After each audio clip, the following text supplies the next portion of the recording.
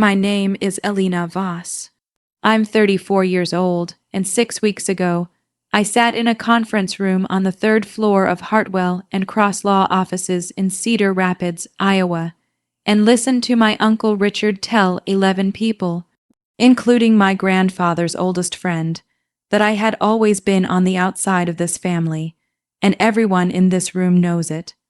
I didn't say anything. I just looked down at the folder in my lap, the one with 3 photocopied pages inside it, and I waited for him to finish. Richard stood at the head of the table like he already owned it, which, according to the document attorney Cross had just read aloud, he did. Voss Construction, the house on Birchwood Lane, all of it, left to him alone, dated and signed 4 years before my grandfather Walter Voss passed away. My cousin Mark wouldn't meet my eyes. He kept turning his water glass a quarter turn at a time, like he could screw himself into the carpet and disappear. My Aunt Denise kept refolding a tissue that was already dry, pressing the creases flat with her thumbnail over and over. Richard looked at me last. Sentimental items only. He said, reading it like a punchline, "That was Dad's wish for you, Elina. I know that's hard to hear." I opened the folder. But to understand why my hands weren't shaking when I did that, you need to go back to 8 months before that room, before any of us knew my grandfather was sick. Before I tell you what happened next, take a second to like this video and subscribe to The Quiet Reckoning, but only if you're genuinely enjoying it so far. And if you don't mind, drop the city you're watching from in the comments below. I read every one of them, and I'm always curious how far this story is traveling. Now let me take you back to last October, because none of this makes sense until you understand what I do for a living, and why that mattered more than anyone in my family ever bothered to ask. I've been a licensed notary public in the state of Iowa for 11 years. I work as a title examiner at Meridian Title and Escrow, 3 blocks from the courthouse, which is about as unglamorous a job as you can hold. Most weeks, my biggest excitement is catching a lien nobody flagged, or noticing a legal description that doesn't match the parcel map. I mention this now because at every single family dinner for the last decade, someone has made a joke about it. Here comes Elina, always reading the fine print. Don't let her near the paperwork. She'll find something wrong with it. Oh. Richard said that one at Thanksgiving 2 years ago, and everyone laughed, including me. I remember refilling my wine glass a little too full that night, and my mother, who had already passed by then, but who I still sometimes heard in my own head at moments like that, would have told me to laugh along and let it go. So I did. I didn't think much of the joke then. I was the older cousin, the quiet one, the one who'd moved back to Cedar Rapids after college to be close to my grandfather, while Richard's side of the family stayed 40 minutes away in Marion and visited on holidays.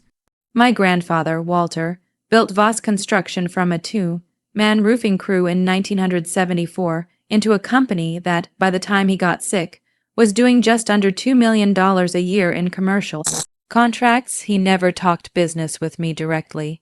He talked to Richard about business. He talked to me about the Cubs and about my mother, his daughter, who died when I was 19, and about how proud he was that I'd found a steady trade, which is what he always called my job, half teasing, like it was something smaller than what Richard did. Last October, Walter was diagnosed with pancreatic cancer, stage 3. He was 78 years old, and the doctors gave him somewhere between 4 and 10 months. I remember the exact moment I found out. I was at my desk at Meridian, reviewing a title report for a strip mall refinance, when my phone buzzed with a text from Walter himself. "Come by tonight. If you can, need to tell you something." I knew before I even got there.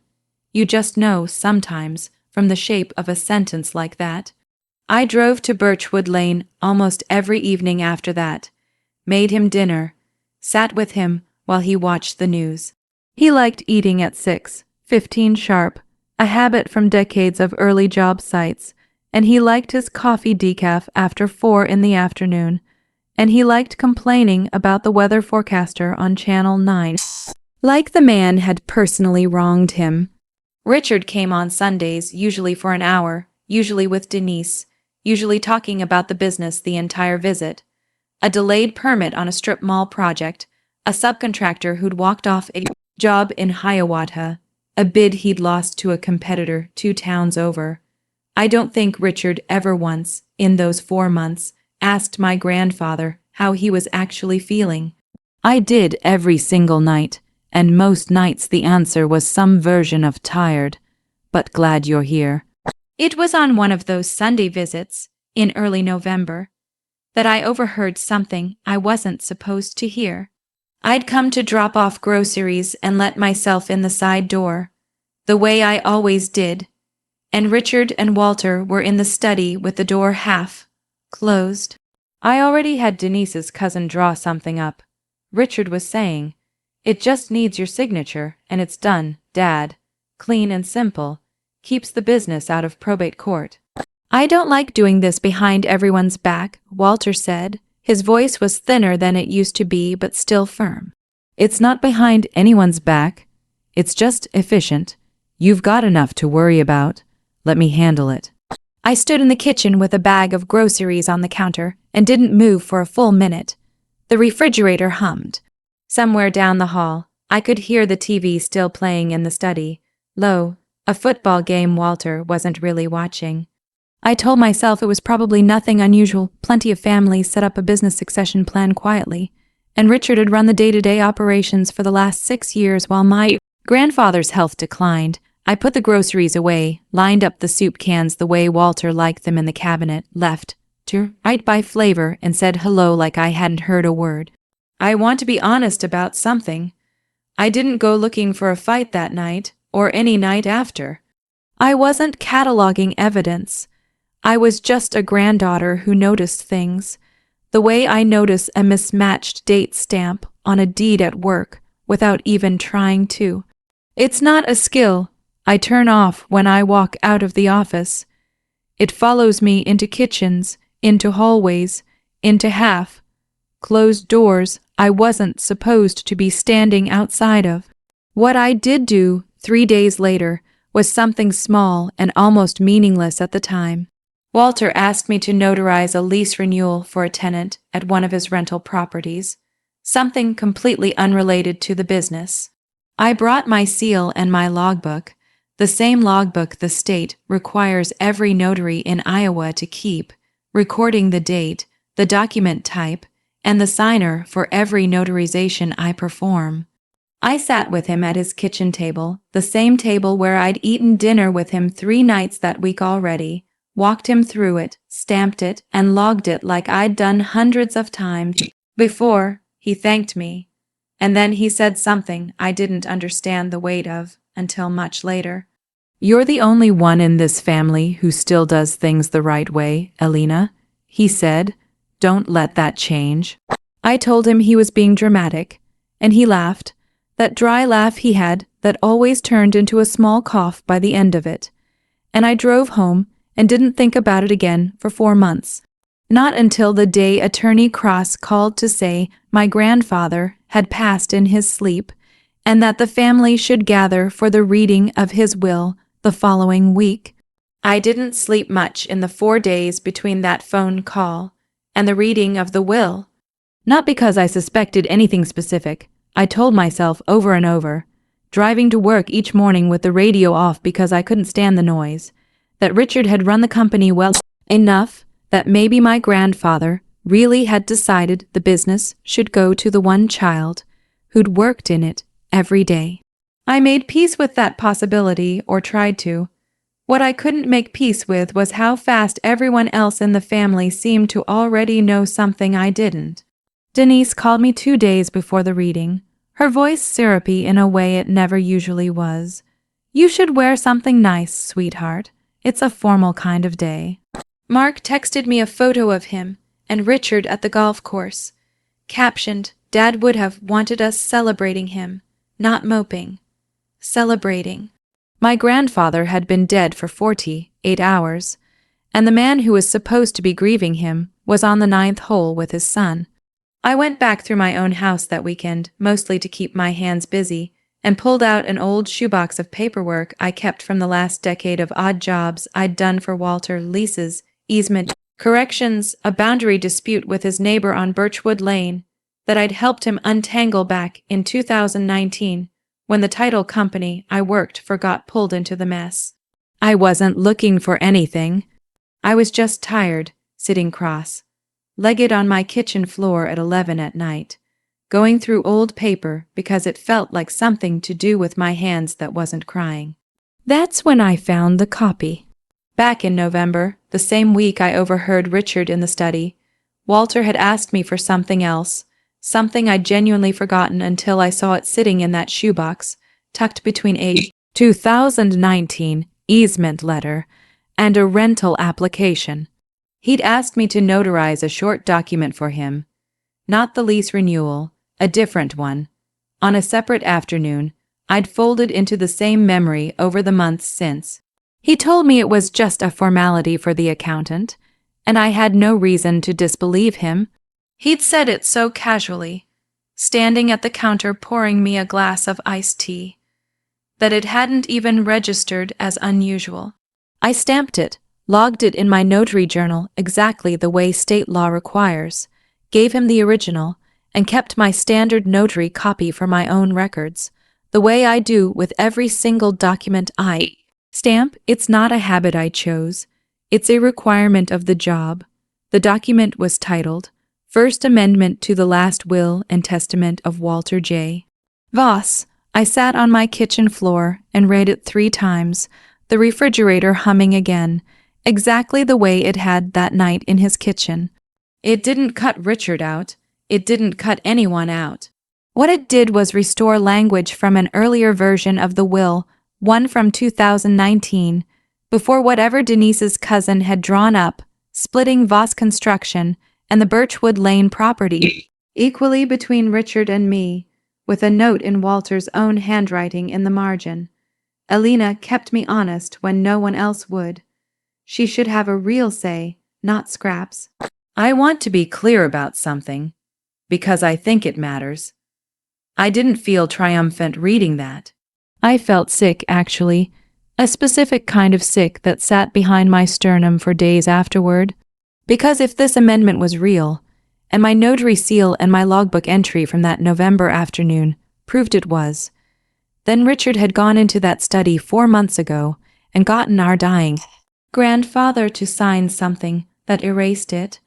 And the only person who could prove the amendment ever existed, the only person with an unbroken state-mandated paper trail, the date, the signature, the seal, the journal entry was me. The same person Richard had spent a decade calling the one who reads the fine print, like it was an insult. I called Meridian's legal compliance line the next morning, not to ask permission, but because I needed to understand exactly what my notarized copy and journal entry could and couldn't do in probate court. My supervisor, a woman named Priya, who'd been a title examiner for 22 years, listened to the whole thing without interrupting once. When I finished, there was a long pause on the line. "Elina," she said finally, "a properly executed and notarized amendment doesn't just disappear because someone drafts something newer and gets a sick man to sign it under different terms. If the newer will didn't explicitly revoke the amendment by name and date, and if your logbook entry lines up, you may have grounds to contest probate entirely." I asked her what may meant because 11 years in this industry had taught me that lawyers and title examiners alike hedge their language for a reason. "It means call a probate attorney today and bring your journal. I didn't tell anyone in my family what I'd found." Not yet. Part of me wanted to see what Richard would actually say to my face in front of everyone before I said a word. I think some part of me needed to hear it out loud first, needed him to look at me and call me an outsider while I sat there already holding the one thing that proved otherwise. It wasn't strategy exactly. It was something closer to needing to know, once and for all, exactly who he thought I was when he believed I had nothing to argue back with. So when I walked into that conference room at Hartwell and crossed 6 weeks ago, the folder in my lap wasn't evidence I'd gone hunting for. It was the ordinary, boring, procedural record of a job I'd done for 11 years without once imagining it would matter this much. Attorney Cross read the will Richard's side had filed. Richard said his line about sentimental items. And then he looked at me, waiting, I think, for me to cry, or to argue, or to leave. Instead, I opened the folder, slid the notarized amendment and my logbook photocopy across the table to Attorney Cross, and said the only sentence I'd prepared in advance. Before we finalize anything, I think you'll want to look at this. Attorney Cross read the 2 pages I handed him in complete silence. I watched his eyes move down the page, stop, go back up, and read the margin note twice. Then he set the papers down flat on the table and looked at Richard. Mr. Voss, I need to ask you something directly. Were you aware of a first amendment to your father's will, dated November 14th, notarized by Elina Voss in her capacity as a licensed Iowa notary? With an accompanying journal entry, the room went quiet in a way that 11 people can only manage when every single one of them is doing math in their head.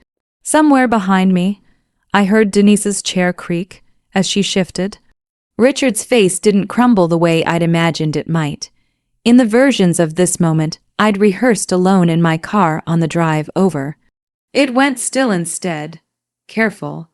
The way a man's face goes when he's deciding how much to admit, and how much to gamble on nobody checking. That document was superseded, he said. Dad revised his wishes after that. This is old news.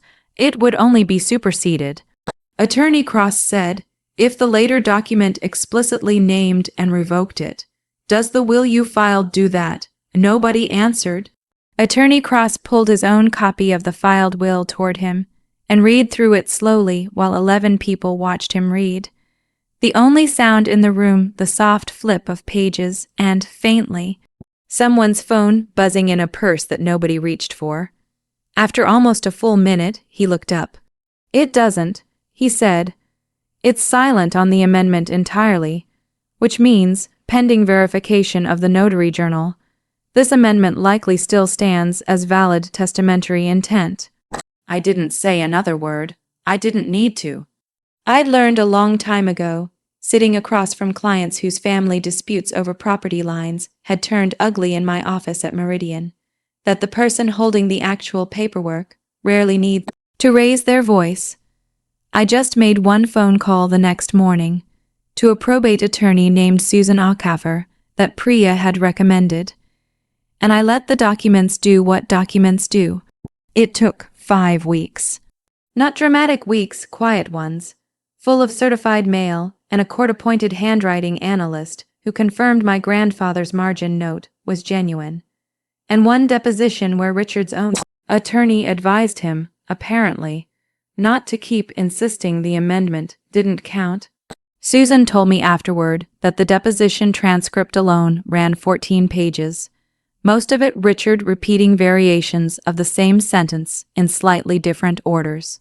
During those 5 weeks, I went to court exactly once myself, for a short procedural hearing where the judge asked me directly, under oath, to walk through how I came to notarize the amendment. I described the kitchen table, the iced tea, the way Walter had waved off my questions about the accountant, because he trusted me not to need more of an explanation than that. I described my logbook, a plain black hardcover ledger I'd used since 2015, and how Iowa law requires every entry to include the date, the type of document, the name of the signer, and the method by which I verified his identity. I'd verified Walter's identity the same way I had for 11 years, his driver's license, which I'd photocopied and stapled to my own file, a habit most notaries don't bother with, but one Priya had drilled into every examiner at Meridian since a fraud case years before I was hired. That photocopy, dated and time, stamped by our office scanner, ended up mattering more than almost anything else in the case, because it placed Walter, in person, signing a specific document on a specific afternoon, months before Richard's version was ever drawn up. Richard's attorney tried briefly to suggest that Walter might not have understood what he was signing, that his health had already begun declining by November. Susan had prepared for exactly that. She brought in Walter's oncologist, who testified that his cognitive function remained fully intact until the final 2 weeks of his life, and she brought in Priya, who explained the standard notary verification process in a voice so calm and procedural that I watched 2 jurors' shoulders visibly relax. The way people relax when they realize a stranger is simply telling the truth without performing it. In the end, the probate court upheld the amendment. Voss Construction and the Birchwood Lane property were split evenly between Richard and me, exactly as my grandfather had written it in his own hand 4 months before he died. I didn't call Richard to gloat. I didn't call him at all. He called me exactly once, 9 days after the ruling, on a Tuesday evening while I was making dinner, the phone buzzing against the counter next to a cutting board of half-chopped onions. "You could have just told me you had it," he said. "Instead, you let me stand up there and look like an idiot. You called me an outsider in front of 11 people, Richard," I said, setting down the knife. I didn't do anything except bring paperwork to a meeting about paperwork. He didn't have anything to say to that, and the call ended 30 seconds later. I stood in my kitchen for a while after, not chopping anything, just standing there. The person who reached out after that wasn't Richard. It was Denise about 2 weeks later in a text that started with "I hope you're doing okay," and ended 3 messages later with her asking whether the ruling meant Mark still had a job at the company, since Richard had apparently been counting on selling off part of it to cover some debts he hadn't mentioned to anyone. She never once asked how I was holding up after losing my grandfather. She asked about Mark's job and about Richard's debts and signed off with "anyway, hope things settle down." I noticed that. I noticed it the way I notice a mismatched date on a deed, automatically, and without any satisfaction in noticing it. I typed out 3 different replies and deleted all of them before finally just sending, "Mark's job is fine. Take care, Denise." I didn't hear back. 4 months have passed since the ruling. I still work at Meridian, still catch mismatched dates on other people's deeds, still drive past Birchwood Lane sometimes on my way to the grocery store, though I don't stop there anymore. The house sits with different curtains now. Richard sold his half of it to a young couple with 2 kids, and I kept my half of the rental income instead, which still feels strange to say out loud. Half of a house I grew up visiting every Sunday of my life. Voss Construction is smaller now than it was when my grandfather died. Richard and I couldn't agree on how to run it together, which surprised no one, so I sold my half of the operating business to him at a fair court-mediated price and kept my half of the Birchwood Lane property instead, along with 2 rental units Walter had owned outright. Richard had to take out a loan to buy me out, on top of the debts Denise had mentioned, the ones tied to a strip mall project that had gone over budget the year before Walter got sick. I heard through a mutual family friend, almost by accident, at a grocery store checkout line of all places, that he's had to lay off 2 of the longtime crew supervisors, men who'd worked for my grandfather for over 15 years, men who used to bring me candy from the gas station when I was a kid tagging along on job sites. I didn't take pleasure in hearing that. I just noted it, the way I note most things now, and went home and sat with it for a while. Mark still has his job for now.